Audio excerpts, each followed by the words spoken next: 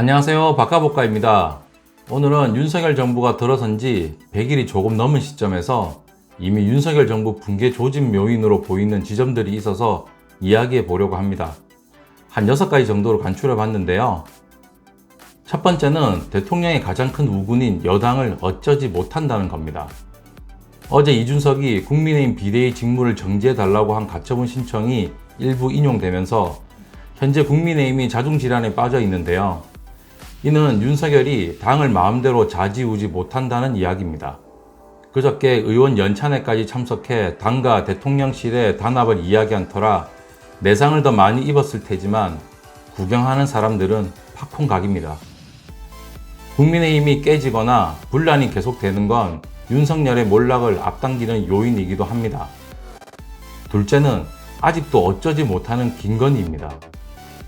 대통령의 일정이 김건희 팬클럽을 통해 유출되는 심각한 국기문란 사건이 일어났는데요. 뭐 이뿐입니까? 대통령실 사진 등 국가기밀에 해당되는 내용들이 아무런 필터 없이 대중에게 알려지고 있죠. 그렇지만 김건희를 단속하지 못하는 윤석열, 이 또한 몰락을 앞당기는 신호입니다. 이런 김건희의 도이치모터스 주가 조작, 대통령실 사적 채용, 관저 공사 계약 의혹 등 민주당이 국정조사, 특검, 공수처 수사, 특별감찰반 임명 등 무차별 공격을 하면 어떻게 버텨낼지도 지켜봐야겠습니다. 셋째는 경찰청장의 임명 후 한동훈의 시행령 정치를 비난한 것입니다. 윤희건 경찰청장은 임명 직후에 한동훈 법무부 장관의 시행령 개정을 통한 검찰 정상화 법안 원복 시도를 법 개정 취지에 맞지 않는다고 공식적으로 언급했습니다. 이는 이제 경찰과 검찰이 수사권을 두고 한판 승부를 벌이게 되는 지점이라는 거죠. 아마 엄청 시끄러워질 겁니다.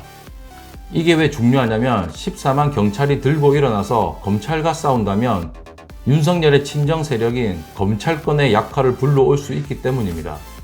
넷째는 아무리 인사쇄신을 한다고 해도 인재풀이 없다는 겁니다. 한동훈이 인사정보단을 통해 인사를 추천한다고 하지만 지금까지 추천한 인간들 중에서 제대로 된 인간 보셨나요? 자신들이 전 정권에서 했던 조국 장관 수사, 최강욱 의원 수사 때 한없이 국민 눈높이를 올려놔서 자신들의 인재풀에서 국민 눈높이에 맞는 인사를 찾지 못할 겁니다. 다섯째는 윤석열의 무능입니다.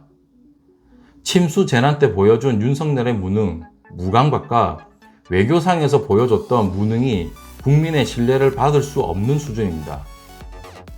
이 정도로 지지율이 떨어지면 해외 순방 나가서 이슈몰이를 하겠지만 욕먹을까봐 겁나서 못 나가는 건지 온통 국내 정치만 올인하고 있습니다. 여섯째는 공무원을 적으로 돌려 세운 겁니다. 일방적인 공무원 급여 동결 혹은 최소 인상과 공무원 인원수 감축은 현재 전국 공무원 노조에서 올해 안에 윤석열의 신임을 묻는 투표를 할 수 있다고 엄포를 놓고 있습니다. 이 신임 투표가 현실화되는 것만으로 윤석열은 치명타를 맞는 것이죠. 실제 불신임 된다면 이건 상상이 안 됩니다. 지금 6가지 정도를 간추려 봤는데요. 한일 관계나 한미 관계, 한중 관계 등 아직 풀지 못한 숙제가 산적합니다. 또 이를 어설프게 대응한다면 그 또한 몰락의 트리거가 될 겁니다. 하지만 무엇보다 중요한 건 이제 슬슬 날씨가 시원해지고 있다는 겁니다. 제 주위에 너무 더워서 광장에 나가는 걸 미뤘던 사람들이 시원해지기 시작하면서 엉덩이가 들썩들썩 한다는 말을 하곤 합니다. 얼마 안 남은 것 같습니다. 다시 한번 민주시민의 힘을 보여줄 시기가 도래하고 있습니다. 그때까지 힘 모으고 계십시오. 이상 박가복가였습니다.